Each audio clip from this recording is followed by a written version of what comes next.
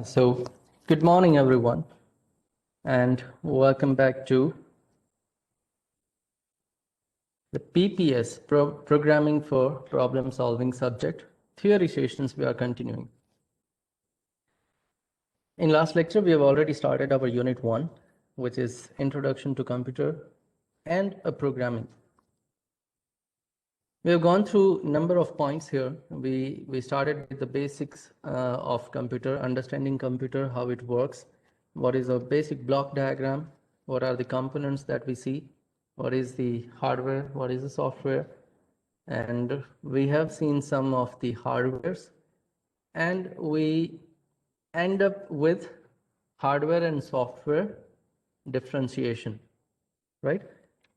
Now, till now, we have seen number of hardwares, means input section or input devices, output devices, like a keyboard, mouse can be input device, screen or printer can be output device, scanner can be input device, or maybe hybrid printer you have, scanner and printer both, then that single device can work in a both section, input as well as output. If you have a touch screen, then it works in both sections, input as well as output. So using touch, you give input as well as it is a screen which displays something, so it is output. Those are the hardwares. Now, when we look inside the CPU cabinet, we have number of other hardwares, and we have seen processor and inside processor, a very basic part, that is ALU, CU, MU we have considered.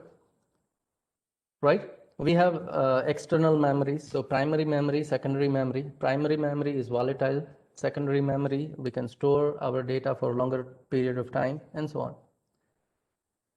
Today, we want to go for the software part, right? Computer softwares. We want to discuss what kind of softwares we can have, different types of softwares, and then we'll move on to the programming language. Well, so what is software? We have already discussed a little bit in last lecture. Software is nothing but a program. We cannot touch it, we cannot see that thing, because whatever program we write, we are going to compile it, it is going to be converted to the machine understandable code, right? But if we talk about a program, program is nothing but set of instructions, right? So when we talk about program, or in turn that program is considered as a software, then there are two main types of softwares: system software and application software. Now, what is system software?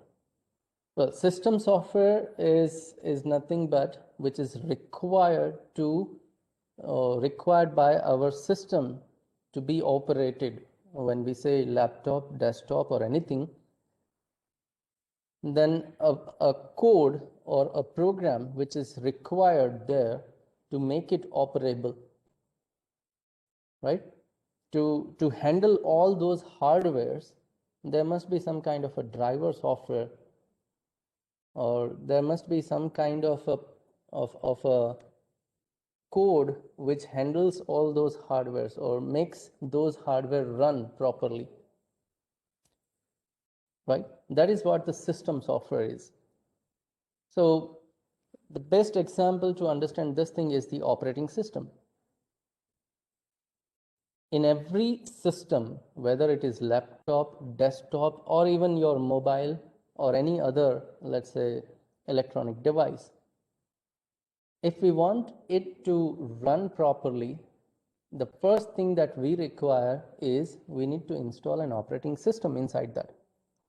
The operating system is nothing but a software. It knows how to handle all these hardwares. So when I say it knows, it actually has those programs inside it. So operating system has all those programs to handle screen, to handle keyboard inputs, to handle mouse, and all those things, right? And when it does not have, we externally install some drivers to the operating system. So what operating system knows is it knows how to handle basic hardware, required hardware, how to instruct processor, how to instruct screen, how to handle keyboard, and all those things. Few basic printer drivers are already installed inside your operating system, but when you have a new hardware, new printer, then you need to externally install those softwares.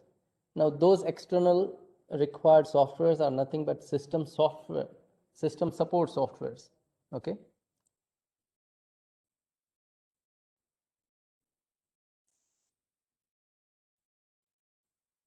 Yeah, some of you are raising your hand. You can type your queries in a chat box. Later on, I'm going to handle those queries. Fine. So if you have any kind of question or query, you can send it in a chat box. I'm going to cover it later. And please do not access any unrequired portion here, reactions or other things. Don't post any unnecessary part, okay? Wherever you have a question, you can point out in a chat box.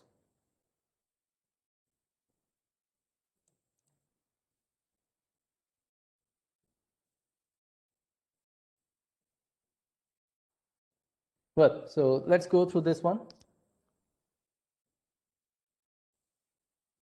Just let me make sure that everything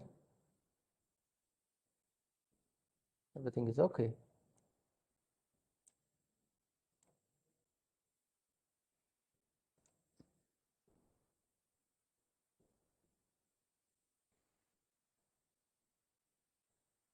Yeah. Okay. Let's continue. So operating system is the first thing. Yeah, still Tushar. Yeah. Post your queries in a chat box. Are you able to post it?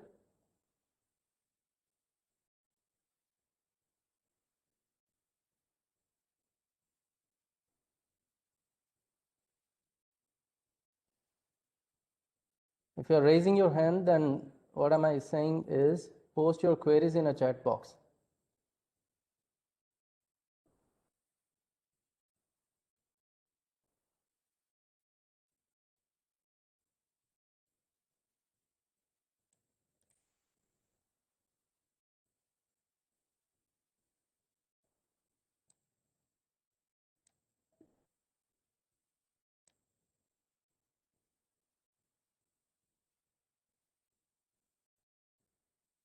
Just a meeting. Just a minute. I'm checking all the privileges. Well, you do have all the privileges properly. You must be able to type in a chat box.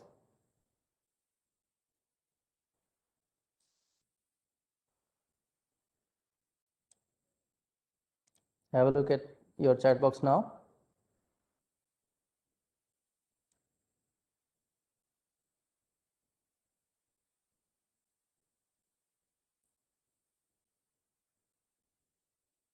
Yeah. Now I can receive your chat. Just a minute. Let me close my video. I don't want it. Yeah.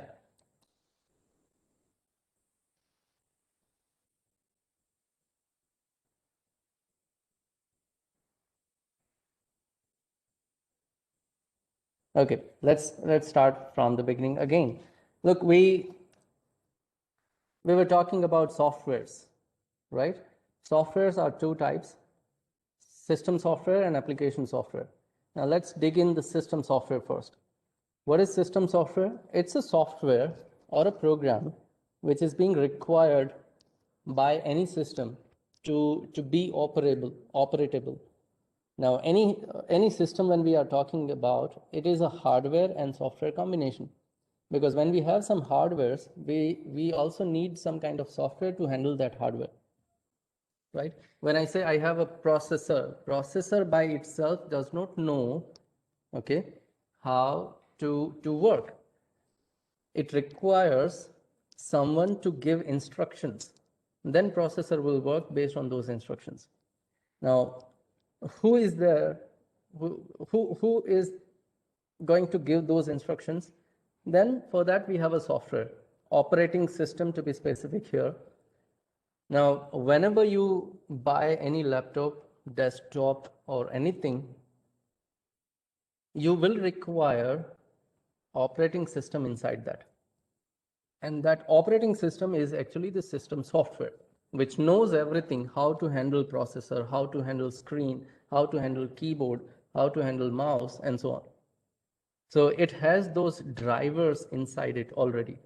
And whenever you have a new hardware, a new printer you connect to the to your system, and if operating system does not have that idea how to handle this thing, then we externally install drivers, right? We externally install those drivers. Driver is again a program. It is again a software, nothing but right, nothing else.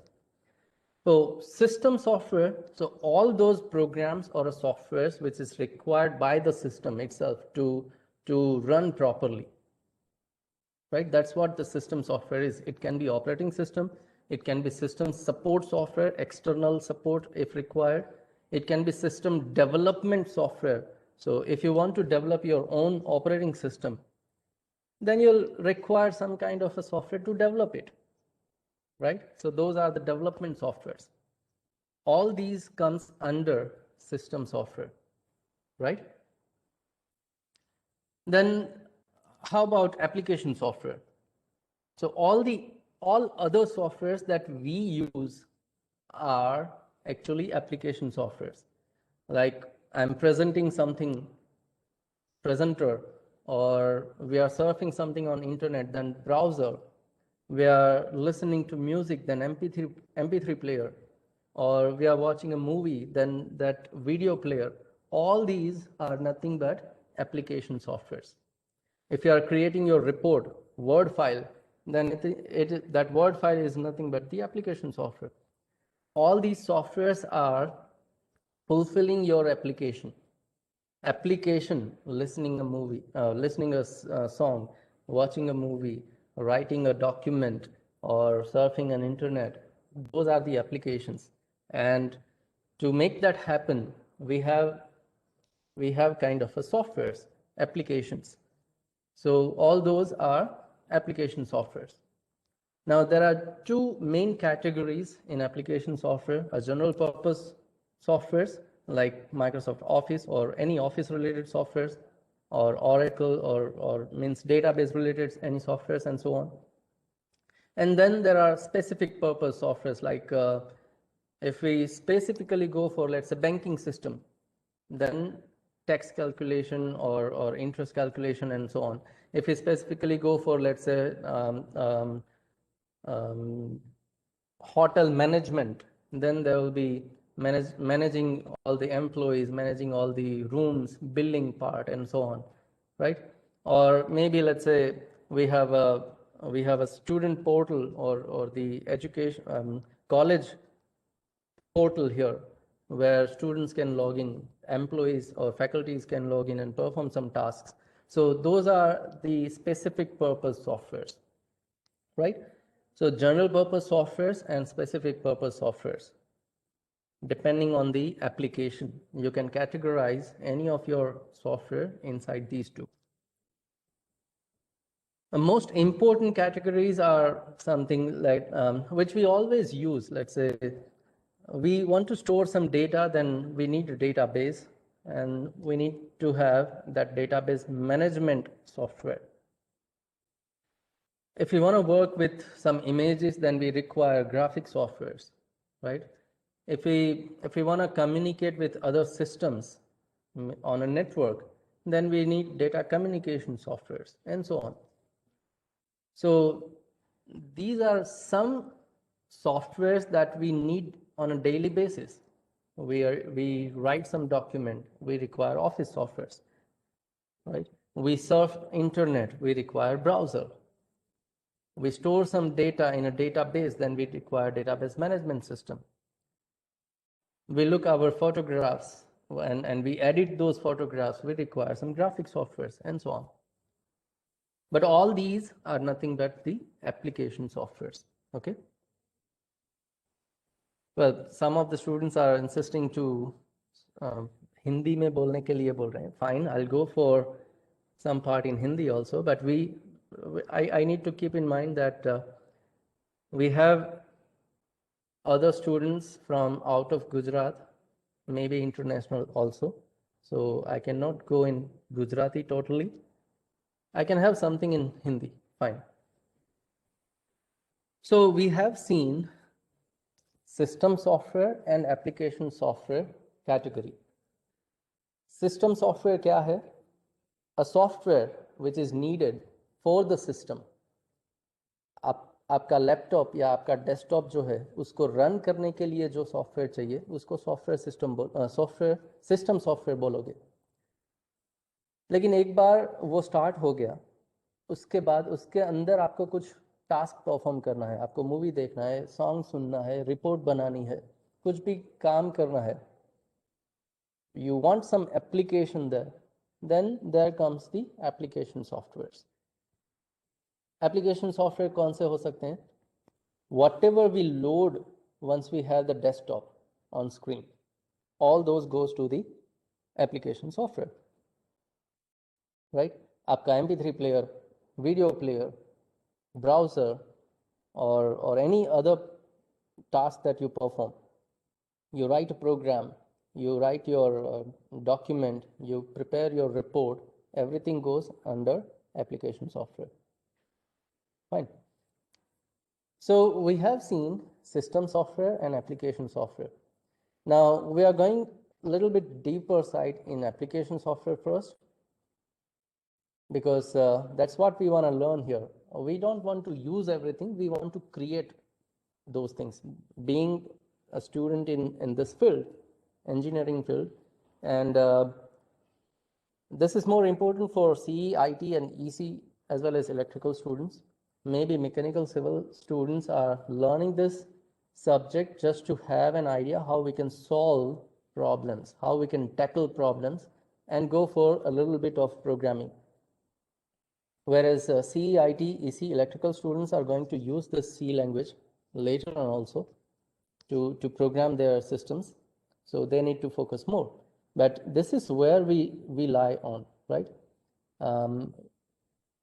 We are in a phase where we want to learn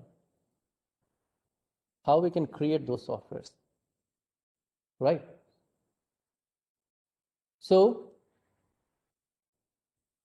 if we are going to create a program, then we don't understand computer language, because computer understands zeros and ones instructions, and your processor understands some kind of instruction sets. To learn that language, it is difficult for us. And once we learn it, even it is difficult for writing program in that language. Now, can you write 0 and 1 sequence to give some instruction to computer? Well, it's very, very difficult and time consuming task. It will be easy for us to write something in the English statements. Maybe up to some extent we can have a syntax to be followed, a format to write those statements, but still it is easy for us to write English statements, right? हम क्या करते हैं, हमें जो language समझ में आती है उस लैंग्वेज में हम कुछ प्रोग्राम लिखते हैं. अब मान लो कि हमने वो प्रोग्राम लिख दिया लेकिन कंप्यूटर उसको समझ नहीं पाएगा, which means there is a need of conversion. हमें जो लैंग्वेज समझ में आती है उसमें हमने लिख दिया, then we need to convert that language to the language which machine can understand. तो ये जो conversion process है वहाँ पे और अलग सॉफ्टवेयर जो है वो काम में आते हैं, and those softwares are nothing but assemblers or compilers, interpreters. So let us understand what is compiler and interpreter first, and then we'll go for further topics. Okay. Yeah. So what is compiler? The compiler is going to convert your higher language program to the lower language program.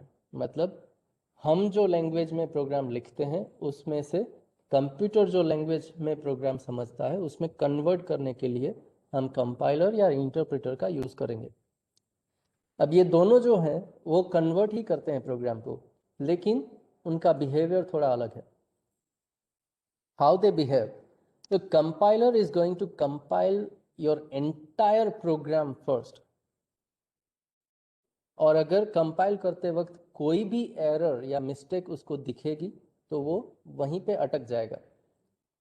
वो आपको बोलेगा कि पहले ये error, ये mistake जो है वो करेक्ट कीजिए, then again you compile so that I can convert your entire program and then I am going to run it. आप जब तक पूरा प्रोग्राम परफेक्ट नहीं दोगे, कंपाइलर उसको रन नहीं करेगा। Fine, it's not going to run that code until and unless it compiles it correctly. जबकि इंटरप्रेटर क्या करेगा, वो लाइन बाय लाइन आपके प्रोग्राम को इंटरप्रेट करेगा, और अगर वो परफेक्टली इंटरप्रेट कर सकता है तो वो उस लाइन को एग्जीक्यूट भी कर देगा, and then it goes for the next line. एक लाइन इंटरप्रेट किया, रन किया, अब दूसरा लाइन इंटरप्रेट करेगा, रन करेगा, एंड सो ऑन।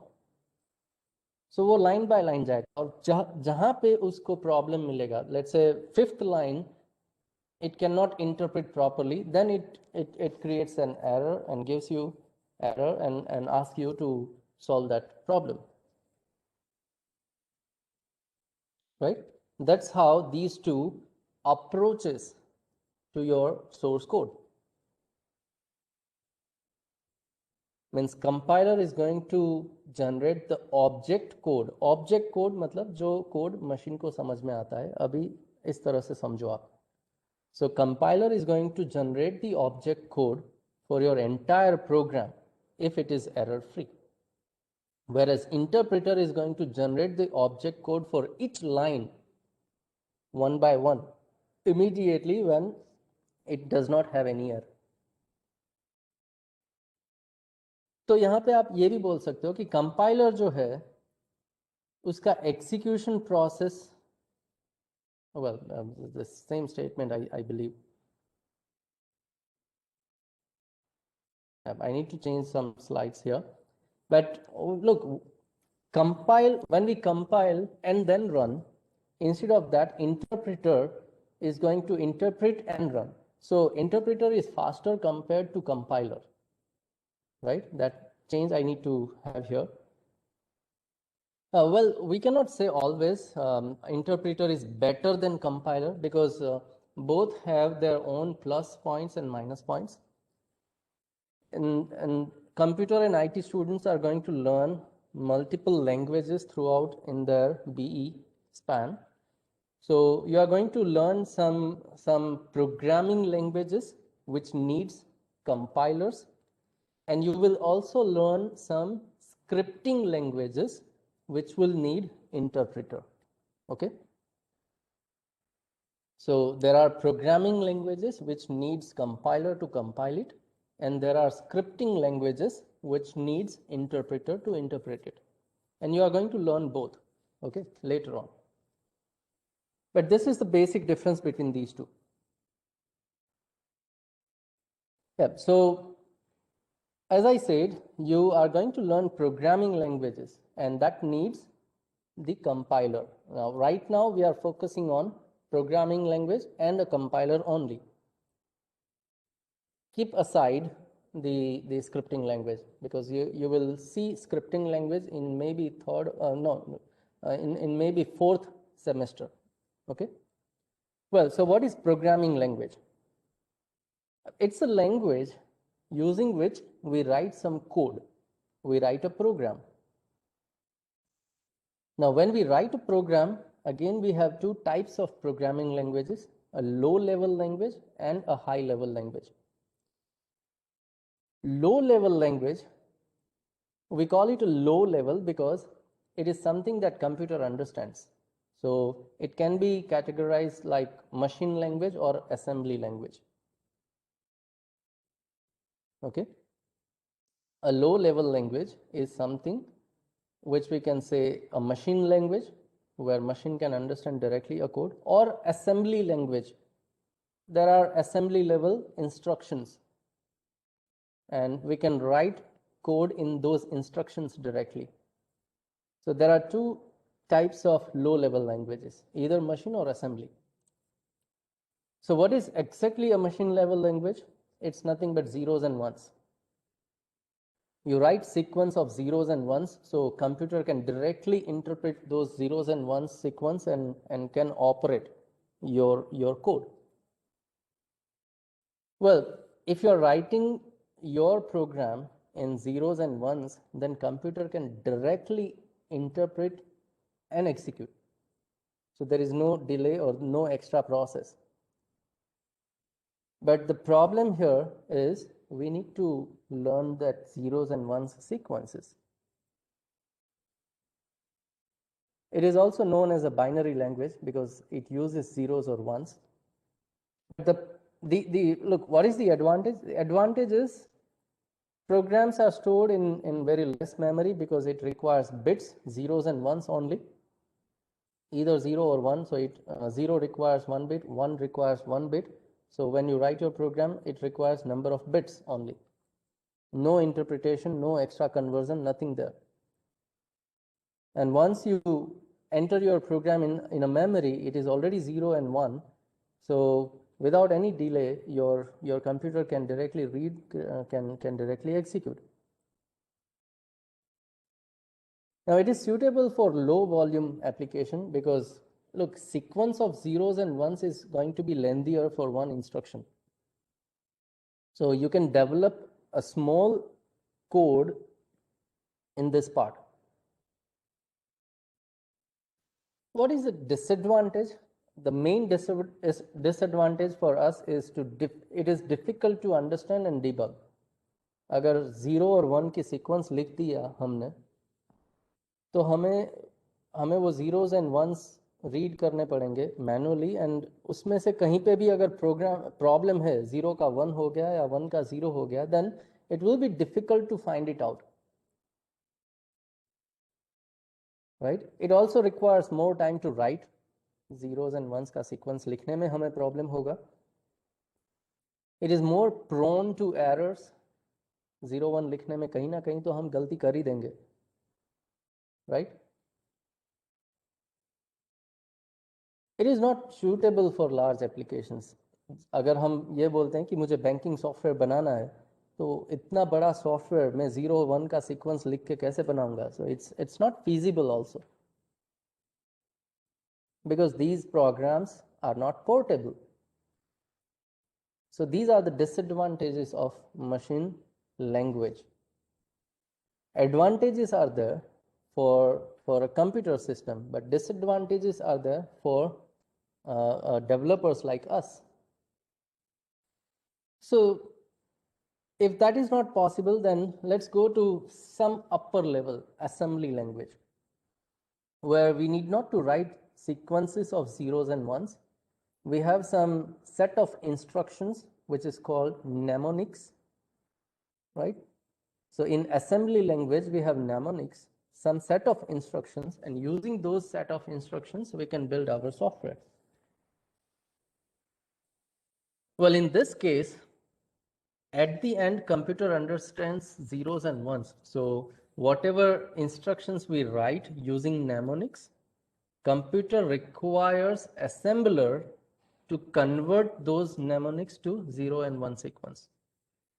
अगर मैंने ये लिख दिया add 5 3, add is the instruction, ADD is the instruction, और उसके साथ मैंने दो नंबर दे दिए 5 and 3.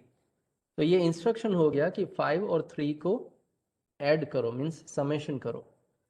But computer needs to convert that add instruction to some zeros and ones sequences so that it can operate it. So it requires assembler there. So that's what the assembly language. Now what are the advantages?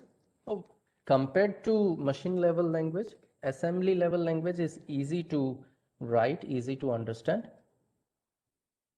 because we have add instruction, we have sub instruction to subtract, we have mul instruction to multiply, and so on. right? So it is easy to describe, easy to understand, easy to debug also, and it requires less time to write a program. We can write those instructions very quickly. But there are a few disadvantages. It requires assembler. It requires extra part to convert assembly to machine, right? Now, programmer needs to run all those assembly instruction sets and even a structure how to write those things. So syntax. And it is even not portable because let's say if you want to have a complex calculation, if you want to find out percentage, then first you need to sum up everything, and you cannot sum up everything in a single shot. आपको एक एक करके add करना पड़ेगा, तो उतनी instructions आपको लिखनी पड़ेगी. Add 1 and 2, then add 3, then add 4, then add 5, then add 6, then add 7, and so on. उतने add instructions. Once you have that add instruction, then to find out a percentage, what you do is you divide by total, multiply by 100. Division and multiplication instructions. So इतनी लंबी process करोगे तब आपको एक percentage मिलेगा. So even those are not portable compared to other languages, but still it is somewhere in between higher level and a machine level language. So that's what the assembly level languages are. Now, before we go to high level language, let me have a look at your chat screen, because we have a number of points there.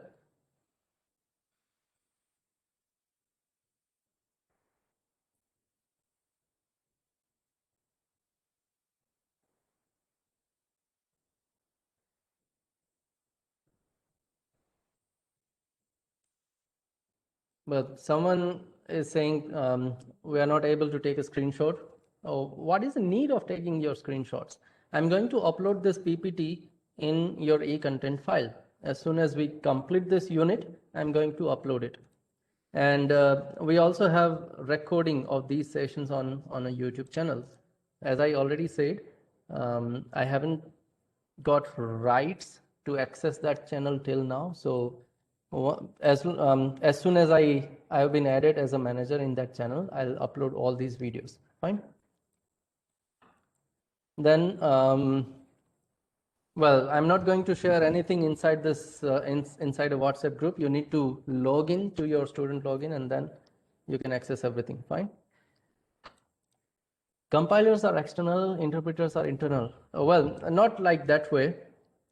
Compiler and interpreter both are a software, and you need to have those softwares to make your program run.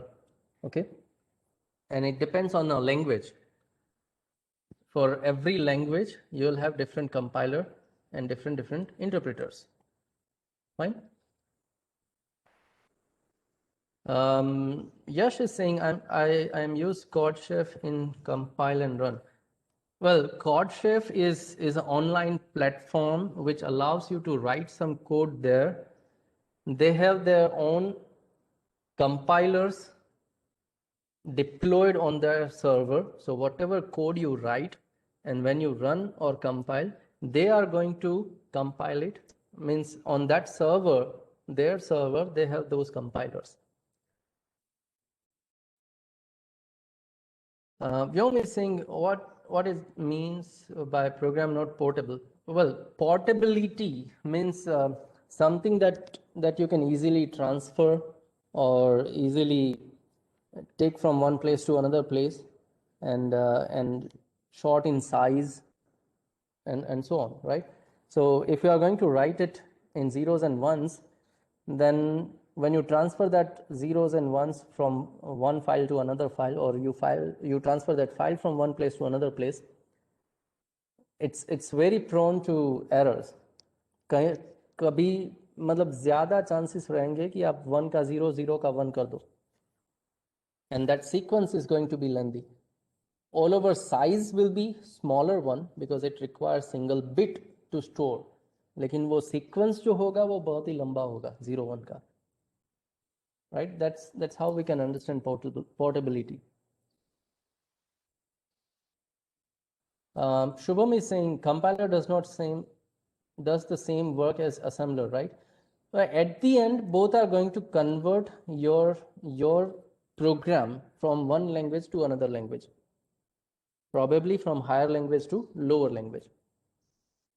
So both work the same conversion process, but they work in a different way. Compiler जो है वो पूरा program compile करके low level language में convert करने के बाद उसको रन करेगा, जबकि इंटरप्रेटर जो है वो क्या करता है, interpreter line by line interpret करता जाएगा, एग्जीक्यूट करता जाएगा.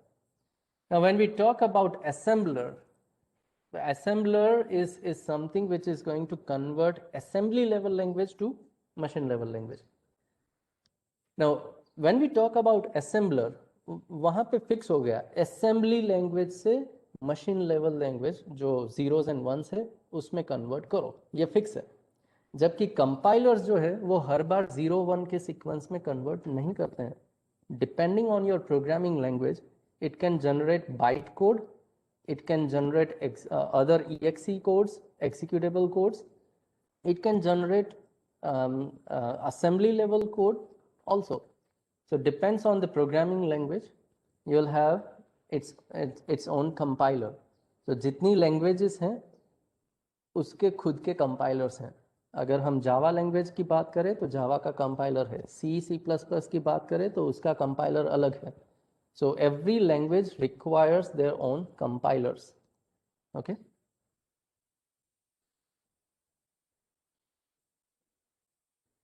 Well, again, I'll say assembler and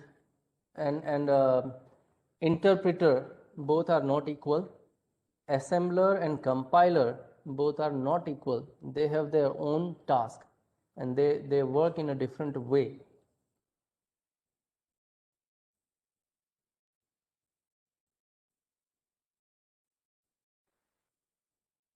Okay, and then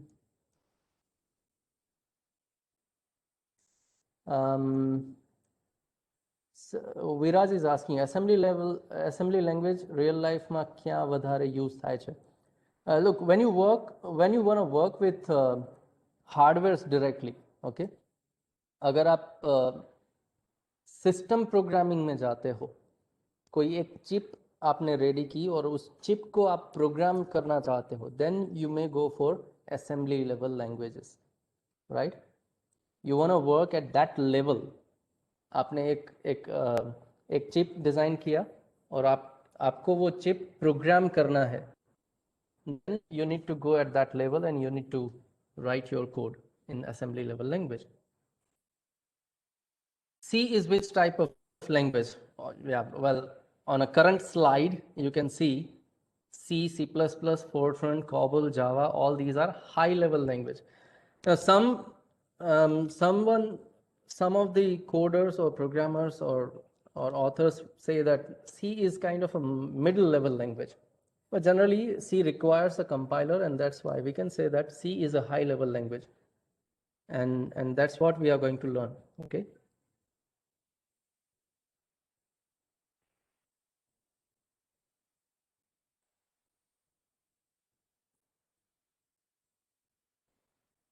Well, that's what all the queries I can see right now. Even Shubham is asking, is it possible for a language to have more than one compiler? Well, it can have it, but why there is a need of having more than one compiler? If a single compiler can work, can do your task, then why to have multiple compilers there? Look, when we design a language, क्या आपके पास English language के एक से ज़्यादा grammar है? क्या आपके पास गुजराती के एक से ज़्यादा ग्रामर्स हैं? Look, what is a grammar? It is nothing but set of rules, which is going to check whether your statement is correct or not, right? If it is correct, then you can translate it to other language also. So compiler is doing that task. Compiler is going to check your program first. Is everything perfect? अगर perfect नहीं है तो वो error देगा. And अगर वो सब कुछ परफेक्ट है तो वो उसको कन्वर्ट कर देगा. सो अगर एक ग्रामर एक प्रोग्राम से कंप्लीट हो सकता है, why to go for multiple compilers? Because that actually increases the dependency. Because if I want to write my program in Java language, then I must have Java compiler with me. If I want to write my program in C language, then I must have C compiler with me. अगर कोई एक language में मैं programme लिखता हूँ और एक से ज़्यादा कंपाइलर की उसको ज़रूरत है, then it increases the dependency, and that's not preferable actually. Okay.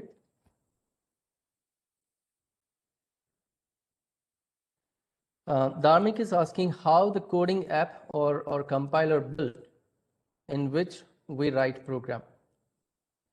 Compiler is again a software, so it has been developed in one kind of a language. So आप कोई भी existing language का use करके एक नया compiler बना सकते हो. What is compiler? Compiler is again a program. जिसको कंपाइलर एक प्रोग्राम ही है जिसको कुछ इनपुट चाहिए और वो आउटपुट देगा. सो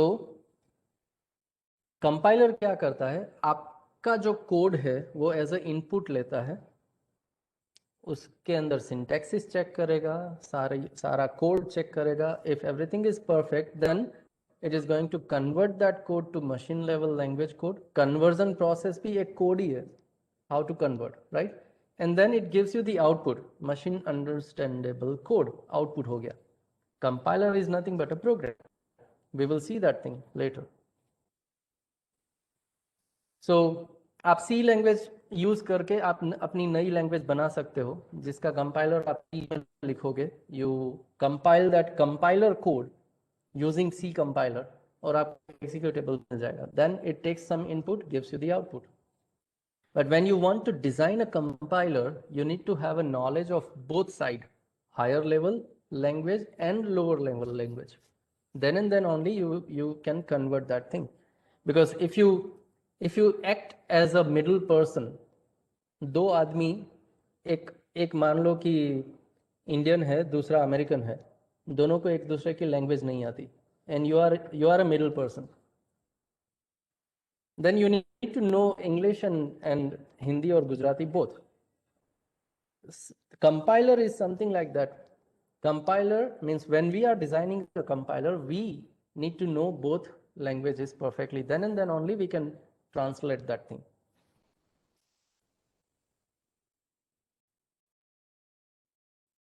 Okay.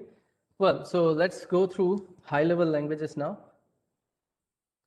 What is a high-level language? High-level language is nothing but it's more feasible for us because just like we speak, we write our statements. So simple in English statements, we are going to write our program, and that's what the high-level language is. Definitely, it is going to have some kind of syntaxes, some kind of formats to be followed, but still those are English statements. No 0 1s there. Okay. But the problem is computer cannot understand that high level language, and that's why we need some kind of a software to convert that high level to low level, and that software is nothing but a compiler or interpreter. Right? For example, C, C++, Fortran, COBOL, Java, these are high level languages we can say, and we are going to have a look at C language here in this semester. What are the advantages? Well, high-level languages are easy to understand, easy to write, easy to debug. Debug means उसके अंदर से कहीं ना कहीं अगर problem है तो वो प्रॉब्लम कहाँ पे है वो फाइंड करो. That process is called debugging. So no need to learn computer architecture. Computer कैसे काम करता है, कौन सा प्रोसेसर है, because when you change your processor, just like mobile processor and desktop processors, both are following different architectures. We talked yesterday also, right? ARM processor and x86 processors. So they do follow different architecture. तो उनके instruction set भी अलग है, RISC and CISC, right? So we need not to be bothered on those things. We just need to write our code. Compiler is going to convert that thing. It requires less time to write because हमें जो समझ में आता है हम directly लिख सकते हैं. And these programs are portable also because it's nothing but a set of English statements. आप रीड कर पाओगे, आप वो फाइल को एक जगह से दूसरी जगह पे लेके जाओगे और प्रॉबेबली वहाँ पे कोई चेंज नहीं होगा. अगर चेंज है तो डिबग करना भी इजी है and so on. But it has some disadvantages also. It requires compiler or the interpreter first and foremost thing for that conversion process. Higher level language से machine level language में convert करना ही पड़ेगा. It requires loader to load your program into your memory because हमने जो programme लिखा वो तो वो higher level language English statements में है. कंपाइलर जो है वो क्या करेगा, आपके इंग्लिश स्टेटमेंट्स को असेंबली या तो फिर मशीन लेवल में कन्वर्ट भी कर देगा. But then it requires to load that code. जो कन्वर्जन होके आउटपुट मिलता है वो आउटपुट को आप मेमोरी में लोड करोगे तभी उसको रन कर पाओगे. Execution part of your memory is different than storing simple data in your memory, right? ये दोनों अलग रहता है. मतलब कन्वर्जन मेमोरी में हो गया ठीक है, लेकिन मेमोरी के उस पार्ट में जहाँ पे वो पड़ा है वहाँ से उठा के मेमोरी के उस पार्ट में डालना पड़ेगा जहाँ से वो एग्जीक्यूट हो पाए. That's the process of loading your program. So it requires loader to load that program in the main memory also. Now, programmer needs to learn the structures of high-level language and syntaxes also. Mostly C, C++ syntaxes you are going to learn here. Then later on, when you go for, let's say, Java or JavaScript, more part of those languages are following the same kind of syntax, but they do have some more extra syntaxes to be followed. If you go for other language, maybe C#, you'll have another syntax. When you go for maybe other language like Dart or R language or Python language, you'll have some other syntaxes. So programmer needs to learn those syntaxes. And these higher level languages are actually operating system dependent. Because dependent क्यों बोलेंगे, क्योंकि उसको compiler चाहिए. Compiler क्या है, एक programme है. Programme कहाँ पे रन होगा, ऑपरेटिंग सिस्टम पे रन होगा, right? So that's why it depends on the operating system. There are languages, programming languages, which we can say platform independent, like Java. It requires Java runtime environment to run your program. Then it is going to be platform independent language, we can say. Okay, well, so that's what the disadvantage of higher level language is.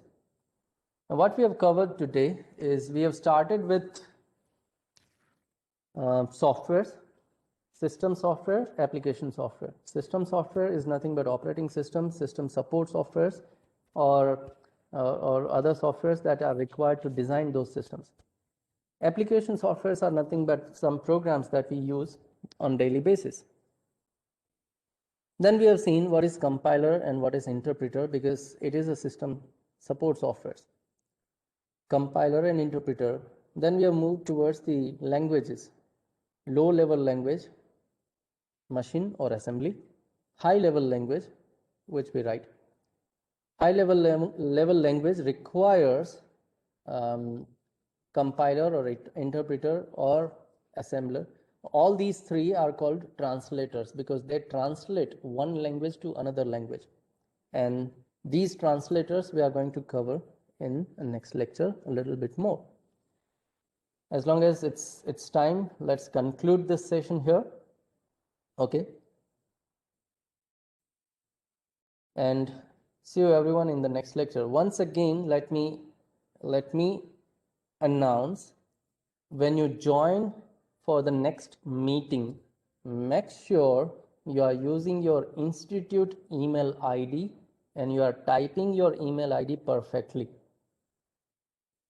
This is a fully automated system which takes your email ID and marks your presence or absence. So if you are not writing that email ID properly, then you will be marked absent there.